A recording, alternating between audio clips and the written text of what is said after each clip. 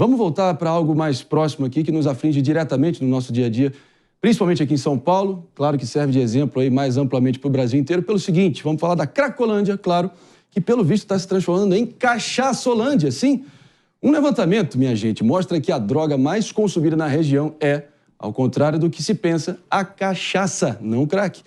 E é por isso, para a gente entender a dimensão dessa situação, vamos falar com o psiquiatra Flávio Falcone, que está aqui com a gente, ele que atua há mais de 10 anos lá na Cracolândia, e a gente vai fazer o esforço necessário para entender se a gente está subestimando o poder do álcool, afinal de contas. Tudo bem com o senhor? Muito bom dia. Bom dia a todos os ouvintes, bom dia a todo mundo aí no estúdio, é um prazer conversar com vocês. Conta pra gente, querido, o valor da bebida é o que torna o acesso mais fácil? Eu acho que o valor e o acesso, né? Porque essa bebida ela é vendida tanto no mercado ilícito quanto no mercado lícito, ali na região da Cracolândia. Para vocês terem uma ideia, meio litro de cachaça custa R$3. Uma pedra de crack custa R$20. E, na minha experiência, eu não tenho ainda nenhuma pesquisa que demonstre isso com o rigor científico. Eu, inclusive, estou iniciando, no final desse mês, uma pesquisa científica pela Unifesp. Eu sou médico colaborador da Unifesp e pesquisador. Mas, na minha experiência empírica, o consumo de cachaça é muito maior e extremamente subestimado, e eu diria até apagado, por conta do uso que se faz do crack para justificar todos os problemas que envolvem ali a população de rua na região do centro de São Paulo. Flávio, e é no meio desse contexto, seja Cracolândia, Cachaçolândia, enfim, que a gente fica naquela ânsia de tentar achar uma solução. De um lado, todo tipo de tratamento brando e supostamente humanitário, do outro lado, internação compulsória e porrada, enfim. Tem que ser, provavelmente, um meio termo. A ver, fica aquela pergunta, né, David, se a internação compulsória, de fato, é a única saída. Vamos ouvir do Flávio, claro, mas a palavra é sua. Não, eu gostaria de saber... Então, vou trazer o David de Tarso aqui, Flávio, se você me permite, para te fazer uma pergunta também.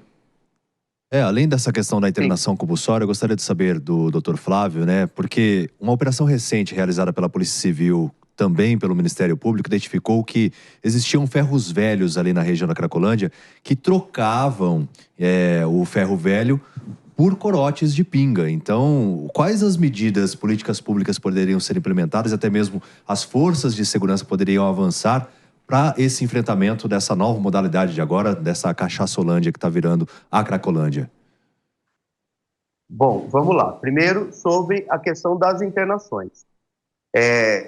Do ponto de vista médico, a gente tem 3 opções de internação. A gente tem a internação voluntária, que é a internação para os objetivos que uma internação se presta, né? Que é da recuperação do indivíduo, é a mais eficaz.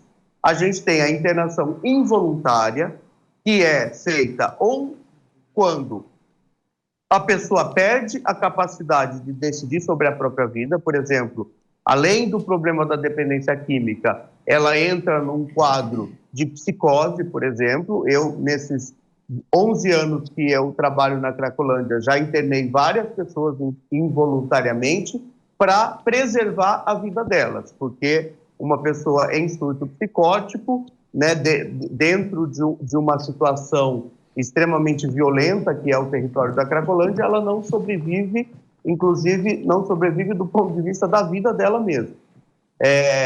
E a internação compulsória, que é um recurso jurídico. Então, quem determina a internação compulsória não é nem o médico nem a família, é um juiz que diz que essa pessoa precisa ser internada, e é o juiz também que diz que essa pessoa pode sair da internação. Quando que isso se faz necessário? Quando a pessoa não tem nenhum recurso, não tem parente, não tem nenhuma rede de apoio, não tem nada que possa cuidar dessa pessoa, e aí a gente recorre ao judiciário.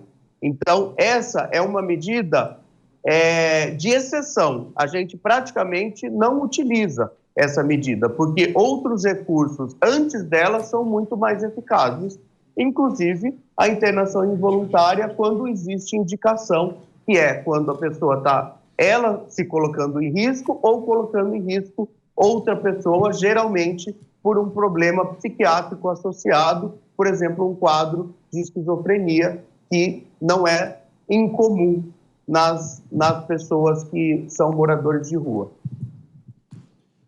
Flávia, desde os anos... Além disso, né, aí, isso respondendo sobre a questão da internação. Aí, a questão da venda e do comércio e de todo o sistema que existe ali na Cracolândia e na região do centro,